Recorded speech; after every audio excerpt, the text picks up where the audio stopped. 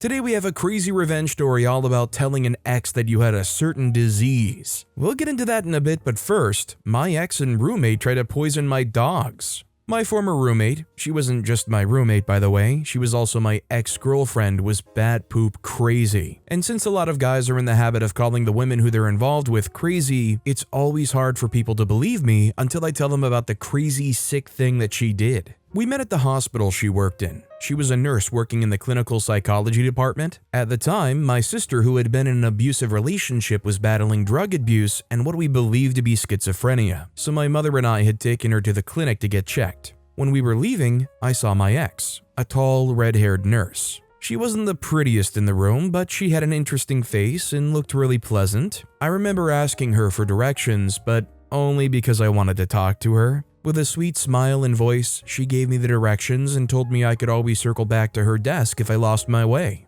I thanked her, and when I was leaving the hospital, I stopped by her desk again and asked for her number. "You seem like an interesting person. I'd love to hang out with you sometime." She put her number in my phone, and I noticed her beautiful hands. I've always had a thing for beautiful hands, and gosh, her hands were beautiful. We went out twice and she just seemed like a lovely, sweet, old-fashioned lady. I loved it when a woman was ladylike, so that definitely caught my attention. On the third date, I asked if she wanted us to watch a movie together in my home, and she said yes. She came earlier than we'd planned and said she was hungry. At the time, I lived in a tiny house and had nothing but cereal and milk in my fridge. She made me drive her to the grocery store and we bought everything we needed. We then went back home and she made us a nice meal for dinner. We ate, watched a movie, and spent the rest of our evening talking about life in college, our dreams and aspirations. I fell very hard for her. I don't know if I was just impressed that she went out of her way to make me food, or I just loved how sweet she seemed. She let me do most of the talking while she listened like I was the most interesting person saying the most interesting thing in the world. I felt deeply seen and respected by her. She also found out that I had a dog that day, and ever since, she would buy my dog a treat when coming. Within 2 months, we decided that we wanted to be together. We both lived in small spaces, so we decided to rent a bigger home. We rented a bigger house, a 2-bedroom with 2 baths, a sizable living room, a dining area, and a garage big enough for both our cars. It was awesome. I started to feel like I'd made a big mistake in the first month of living together. She was extremely clingy. I love it when my woman is all over me, but her clinginess was way too much. She never wanted to give me any space. I'm talking physical and emotional space. She always wanted me to tell her everything, even things that concerned my family and my sister's health. She would get mad if I visited my mother without her. I had to let her know what was going on. I just felt at some point that she was being nosy. If I got off the phone with my mother, she would ask, "What did you two talk about?" And then she'd want a complete breakdown of everything. In the second month, my irritation built up pretty fast. I needed space. I needed to be alone with my thoughts. So I started to withdraw. That made the situation a lot more worse because she began to think I was cheating. She would snoop through my phone and ask me random questions about old female friends, female coworkers, and even my female Facebook friends were all people I could be sleeping with. One evening, I closed from work and my car just wouldn't start. I was frustrated because I just wanted to go home, get in the shower, and then eat whatever hot meal my woman had on the table for me. That was one huge advantage of being with her. She always had delicious food on the table. I ate so well when we were together. When my car simply refused to start, I gave up and begged a coworker for a ride home. She lived in the same neighborhood as my ex and I, but we were streets away from each other. We got in the car together and we started to make jokes about different stuff and laugh about them. It was all work-related jokes, so it was nothing at all. She finally pulled up in front of our house. I got out and thanked her, and then I made another joke and we both laughed about it. What I did not know was that my ex was watching me from the window of the living room. I got inside the house and she got very mad and started to curse at me. I was too tired to fight or argue. I just went up to my bedroom, lay down, and fell asleep. Later that evening, she woke me up and asked that I come down for dinner. I honestly was too scared to eat. It wasn't that I knew or even thought that she would poison me or anything, but I just thought it was weird that minutes ago she was very mad at me, but she suddenly wanted me to come down for dinner. I told her I was okay and didn't feel like eating. She then flipped and accused me of not having any appetite because I'd been having sex with my coworker. I followed her down to the kitchen and told her how ridiculous that was. If I truly was doing that, would that not make me hungry? It was so ridiculous that I burst out laughing. She didn't find it funny though. Her face went from a somber, feminine kind of anger to full-blown rage. She threw a can of beer and it hit me on my forehead. Immediately after she'd done that, she rushed to me and started to cry. Somehow, I still didn't think of her as harmful and I remained in the relationship with her. After that day, her behavior got worse. She saw the coworker who drove me home at the mall with her husband and then told him that his wife was sleeping with her boyfriend. She also threw things around and was a complete nutcase. I finally worked up the courage and told her that I wanted to break up. Surprisingly, she agreed and we broke up.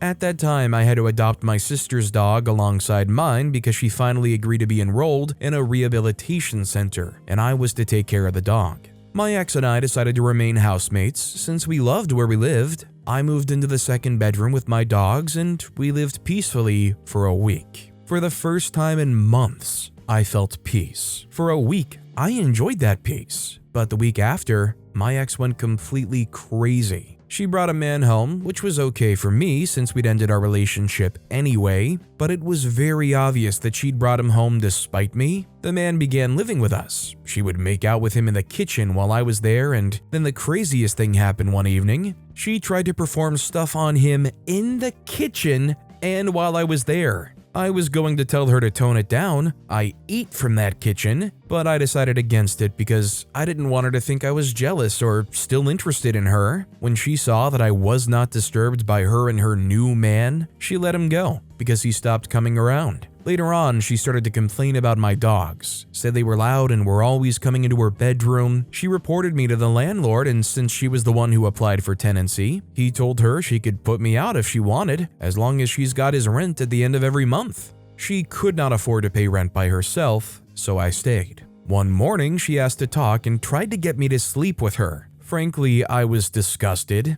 It was bad enough that she turned out to be the most toxic person I'd ever dated, making out with a guy and even trying to perform on him with me in the room completely turned off whatever I may have felt for her. I told her I wasn't interested, but she kept trying to touch me, so I shoved her away and left for work. While at the office, she texted me to say that she was sorry for what had happened and that she just missed me. I thought her apology was genuine, so I told her it was okay, but I didn't want to get back together in any capacity. We agreed to be friends, and she said she was going to visit her sister for a while. She never did that. I began to notice that my dogs were being moody and would get tiny bruises on different parts of their bodies. I didn't get it, but I was also very busy at work in that period, so I barely even had any time to take them to the vet or conduct a proper investigation. Still, I hated that I would return home to my dogs looking depressed. One day, I returned home and saw that one of my dogs looked completely exhausted. She was struggling. It was the dog I promised my sister to look after, so I panicked and worried that something would happen to her. I was going to take her to the vet early the next morning, but I just couldn't go to bed knowing that something was going on with her. In the middle of the night, still in my PJs, I took both dogs to the vet to have them checked. Well, as it turned out, my roommate/ex-girlfriend poisoned my dog. The vet found a substance in my dog's poop, and I just knew immediately that she did it. She worked in a hospital and was the only one in the house who'd have access to something like that. The next morning, I started an audio recording on my phone, slipped it into my pocket, and went to confront her about what she'd done. She admitted to poisoning my dogs because they were bothering her. That was how I found out that she'd administered that same drug to the other dog. She just wasn't showing any symptoms yet. She was perfectly fine with my dogs when we were together, so how did they suddenly start to bother her only after we'd broken up? And how is poisoning the dogs a healthy response to being bothered by them? The next day, I emailed the hospital she worked in telling them what she had done. I also saved the recording I'd made in a flash drive and sent it to them. She was fired immediately because the hospital didn't see why someone who would try to kill dogs to harm another person should be a nurse. I heard that they were working on getting her nursing license revoked or suspended, but I don't know if they eventually did that. I moved out of that house in 4 days. I could not imagine living with someone that vile for another day. I stayed in my mother's home until I found another place to rent. So I guess my question is, why didn't OP do anything involving the police here? I mean, reporting her to her job, understandable, she works in a hospital, somebody like that should not be around vulnerable people. But why didn't OP take extra steps to hold her accountable in the eyes of the law if this is easily provable? I mean, shoot, I'm surprised even the vet didn't step in and do something. Wouldn't they have a legal obligation to report something? Also, hi, I'm Steven, and if you guys enjoy crazy stories of revenge, it would be amazing if you left a like or left a review if you're listening to my podcast. That said, our next story is, my dad thinks my boyfriend is in a cult because of his tattoo and is against our relationship. I've heard stories from my friends about how their parents were against them dating someone with tattoos, but I never imagined I would experience such or have a story to tell about it. I, 28-year-old female, come from a large family. My parents have 6 kids. I being the 4th, we all lived in a large house since my parents decided to be unique. I wouldn't call it a mansion, but it was a large house. Each kid had their own space. It was always inconvenient for my parents having to come upstairs each time they needed our attention, so we came up with a solution: a family group chat. This was back when we still lived at home. Most of us are grown up living our lives away from home, but the group chat remained and was always used by our parents for meetings. For instance, when my elder brother suddenly got married in Vegas without informing my parents prior, the group chat was used to call our attention to the matter. It was the same when my younger sister, the 5th born, decided to join a strange sorority group where they all cut their hair bald to prove some point. We all resolved the matter on the group chat by casting our vote. While this was fun, I never imagined I would be the next discussion target in the group because my parents believed I was the most mature of their kids and didn't need to worry about me. Enough about my family. I should probably get to how Kyle and I met. My boyfriend Kyle and I met at work. It was a simple meet and greet during an office party, and a colleague of mine introduced me to Kyle. I was a little skeptical at the time. I didn't know about his tattoo since he wore a suit, but still, I didn't give it my all. I worked at a paper company as a secretary, where I spent most of my days preparing paperwork for my boss and sometimes speaking to clients on his behalf and also working on his schedule. The job was supposed to be a temporary means of earning money, but somehow it grew on me and became my job.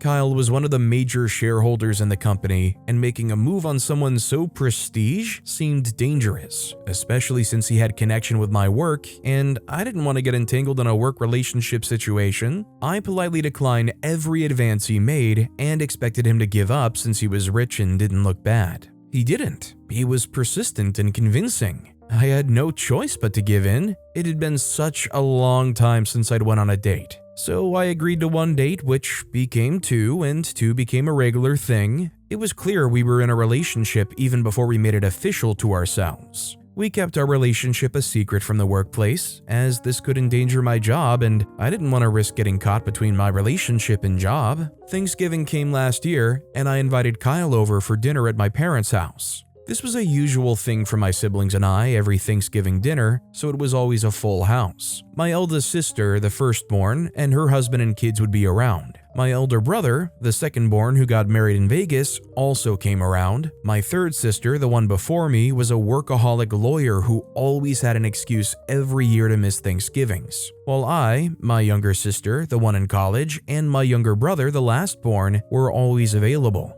We could cook dinner as a family and set the table to our taste. Everything was going well. I could tell my dad liked Kyle. They were having some conversation when my niece accidentally spilled a drink on Kyle's shirt. I offered him one of my dad's shirts and showed him the room to change, and we all had a lovely dinner. Even dessert was wonderful. I mean, what could go wrong? We ended the night on a wonderful tone, and I left with Kyle. The next day, I woke up to a couple of calls from my siblings asking me if I'd seen what my dad posted on the group. As usual, my first thought was, who had done something wrong? I anxiously opened the group, which was full of messages, and saw my dad saying something about how Kyle belonged to some cult he was aware of due to the tattoo on his back.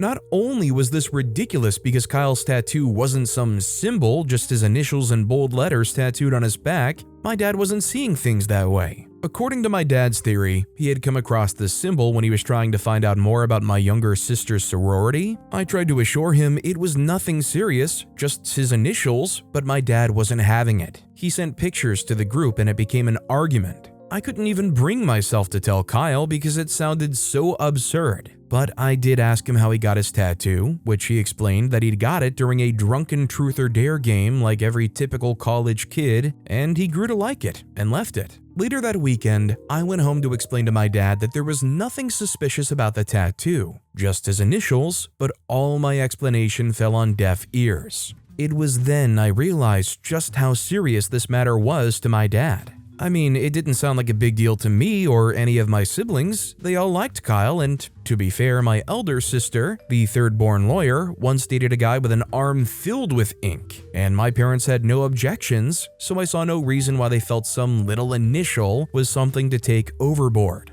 When I realized I was getting nowhere with my dad, I decided to speak to my mom in private. She knew her husband was being ridiculous, even if she didn't want to say it. I spoke to her, and she just kept quiet the whole time, and all she could say was she agreed with my dad, that there was something suspicious about Kyle. He helped her stuff the turkey during Thanksgiving. Just what could be so suspicious about him? My siblings found my parents' accusations funny. They kept assuring my dad that there was nothing to worry about, but this man's mind was made up. I decided not to give them any attention and audience if they weren't willing to accept Kyle. During Christmas, I refused to go home for the holidays. It was the same for the New Year's. I ignored their calls and messages and spent it with Kyle. He knew something was up with my family, but I just didn't tell him what it was because it was embarrassing and annoying, and I didn't want him to feel ashamed or stereotyped for having a tattoo. My mom and dad came by early February to visit me. It was a surprise visit, otherwise I wouldn't have given them any audience since they were being childish. I've decided to come down to their level and be childish as well. My mom was quite apologetic about the whole misunderstanding, while my dad was a bit reluctant to apologize. I'm sure my mom must have forced him to do that, but it didn't matter as long as they accepted Kyle for who he was. I thought the whole matter had been resolved, till my dad pompously said he had a condition: if Kyle wanted to be a part of my life, he must find a way to get rid of that tattoo. This was when I lost it. I told him that was never going to happen unless Kyle decided he wanted to do it on his own terms. He had no right to dictate what my boyfriend does to his body, and my dad, being the same old stubborn man, said I wasn't ready to come to an agreement like we were making a bargain of sort. I told him to find his way out since that was never going to happen, and when he's ready to accept Kyle the way he is, then he is welcome. My parents left without saying a word, and I thought that was the end of it until Kyle comes over one day and said my dad gave him a call. I knew what that meant, and I knew Kyle was a simple person. He has always been, and that was one of the qualities that made me fall for him, but I expected him to have at least defended himself, but he wasn't even fazed by what my dad told him. He agreed to having the tattoo removed since it wasn't a big deal to him, and that made me more angry because in a way it felt like he was agreeing with my dad's ridiculous analogy. I told him that wasn't going to happen and immediately called my dad and demanded he apologize to Kyle, or else I was out of their lives for good. This must have triggered something in my dad because the next thing I know, he was telling my boss I was in a secret relationship with Kyle just to get us to break up. Not only was I disappointed at his pathetic attempt, but also felt sad that my dad cared so little for me and my profession. My boss didn't make a big deal about it. He just gave me a non-disclosure form to fill and sign, and that was it. I brought up the matter in the group chat and explained to my siblings and mom about how my dad tried to sabotage my relationship with Kyle, and my siblings accused him of taking things too far. They demanded he apologize not just to me but to Kyle also for his accusations and rude behavior towards him. My siblings decided it was time to bring a close to this matter and suggested my dad having a one-on-one discussion with Kyle in his home. This seemed like a nice idea because not only would my dad catch Kyle unaware, giving him the chance to see he had nothing to hide, he could also see Kyle beyond being a cultist and get the notion out of his mind for good. I sent my dad his address and told Kyle nothing of the visit my dad planned to make. After all, it was a surprise visit. The day comes and my dad and I go over to his house. I see Kyle's car wasn't in the driveway, so I knew he was out, probably in his place of work. I took the spare key from his usual hiding place and opened the door.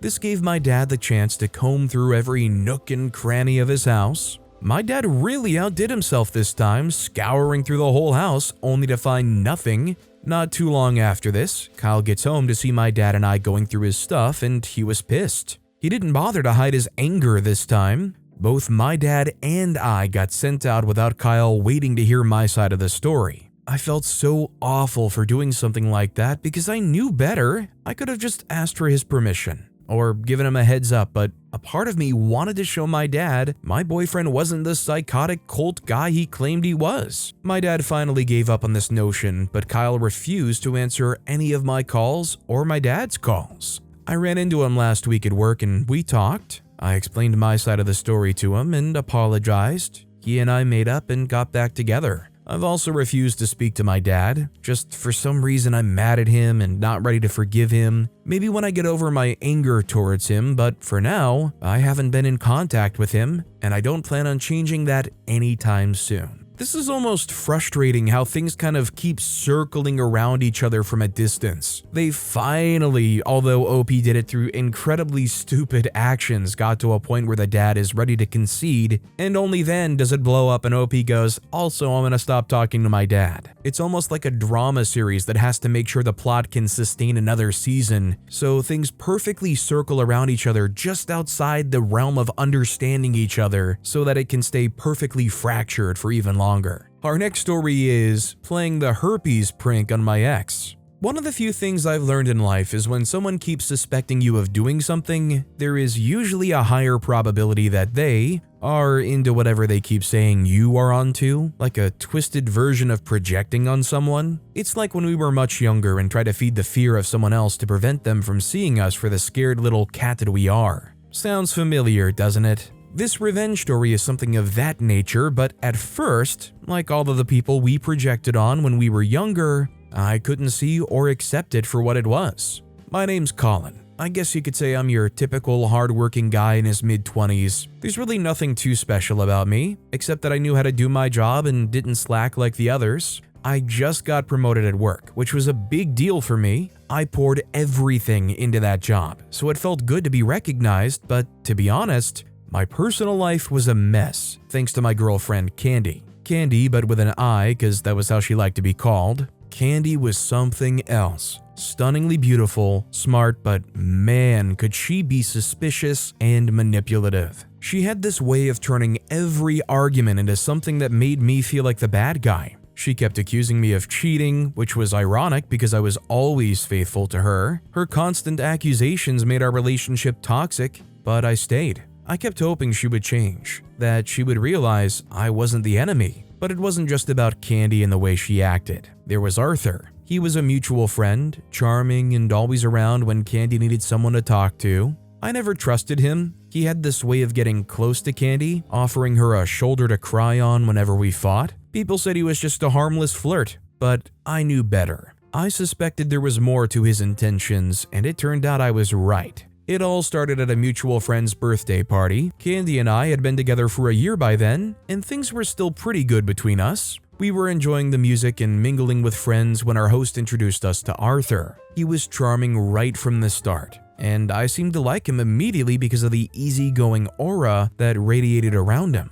Arthur was a friend of the birthday boy, someone who had just moved to town. We hit it off pretty quickly. We exchanged numbers, and soon enough, Arthur became a regular part of our social circle. At first, I was glad to have another friend. Arthur was always up for a good time, whether it was grabbing drinks or catching a game, but I noticed he and Candy seemed to have an extra connection. They would joke around a lot and share inside jokes that I wasn't a part of. It didn't bother me too much initially. I trusted Candy and wanted to believe Arthur's intentions were pure, but as the months passed, things started to change. Candy would invite Arthur to join us on our date nights, saying it was more fun with a group. Sometimes she would go out with him alone, insisting they were just friends. Every bit of it just felt really weird and uncomfortable, but I didn't want to be the guy who spoke ill of a new friend. Nor did I want to be seen as the jealous, controlling freak boyfriend who didn't want his girlfriend to have other friends aside from him. I started paying more attention. I would see them exchanging glances, or Arthur would touch Candy's arm in a way that felt too familiar.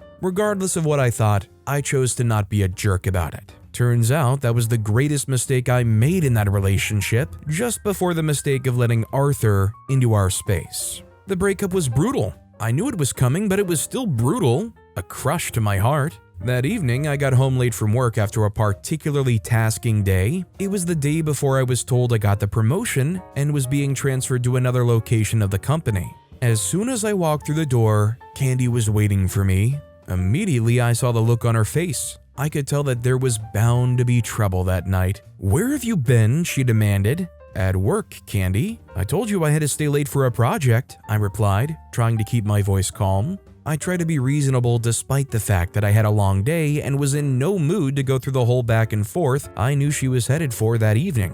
That was not the first time she had accosted me. It was a regular occurrence at that point from a couple of weeks before then. She began the whole charade of, "Were you with someone else? Is it someone at the office? I know there's something, just let me know." In that instant, I was done. I was tired of having to explain to her that I was not seeing someone else over and over and over again, so I simply said, "If you want out of the relationship, you could say so instead of hugging me around and accusing me of cheating." A part of me expected that she would be reasonable and that would make her cut it out, but as it turned out, it was the free pass she needed. She let the waterworks in action like she had planned it all along and said something about being right and that it was over between us. After her uproar, she went into the room, picked a couple of things, and left the apartment we were sharing. I watched her walk out. My heart was heavy with betrayal and anger. That night, she came home even later than usual. Her makeup smudged and her breath smelling of alcohol. I heard her coming, so I went out to the living room.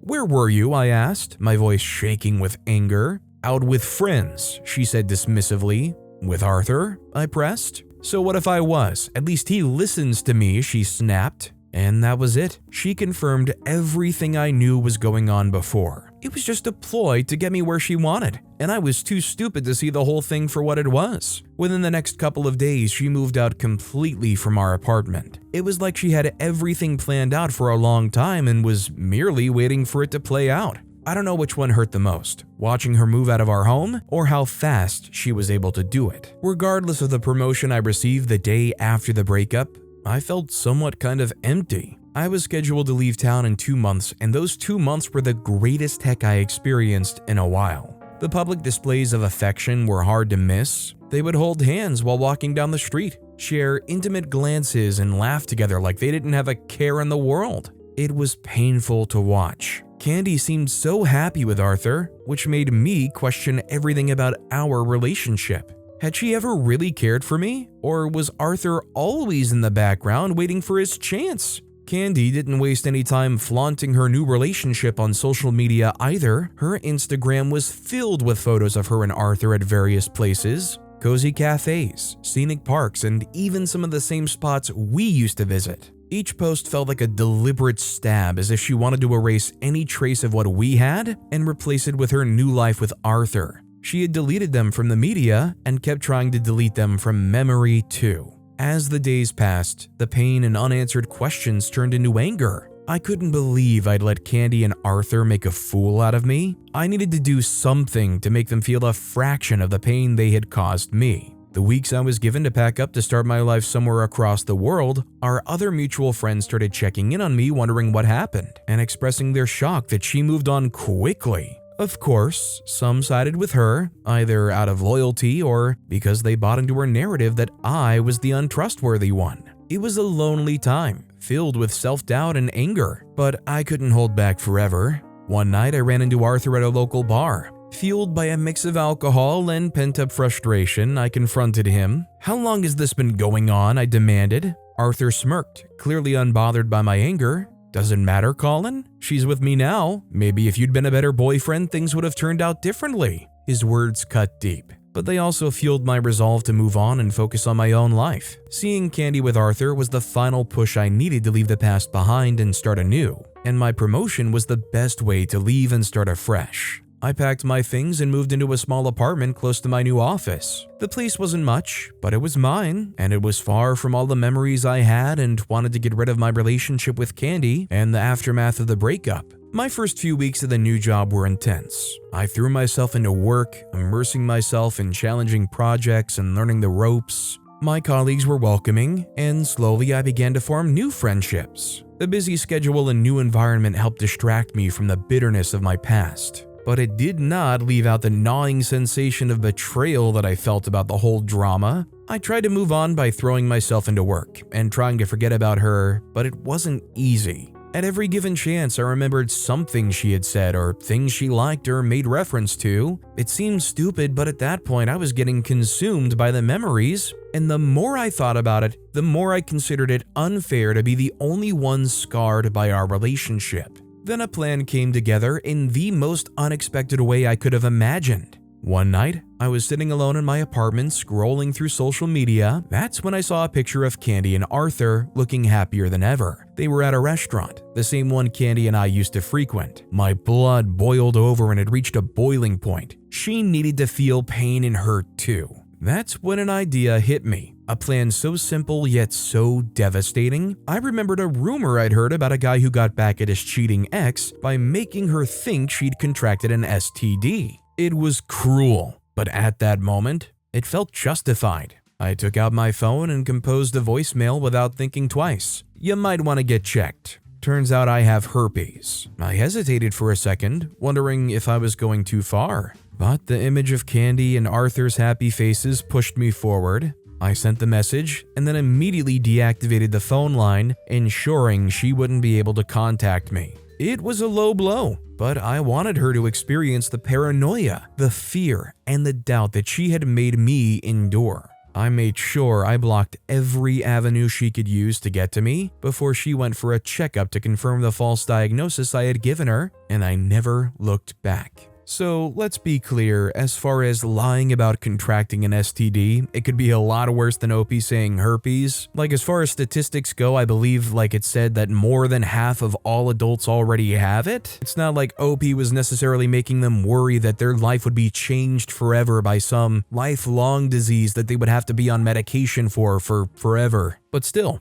I'm sure it gave some real paranoia. But with that being said, that's all the time we have for today. Now, if you want to hear another absolutely crazy revenge story, check out that video on the left. Or if you missed my latest video, check out that video on the right. That said, I'll see you all next time with some more stories.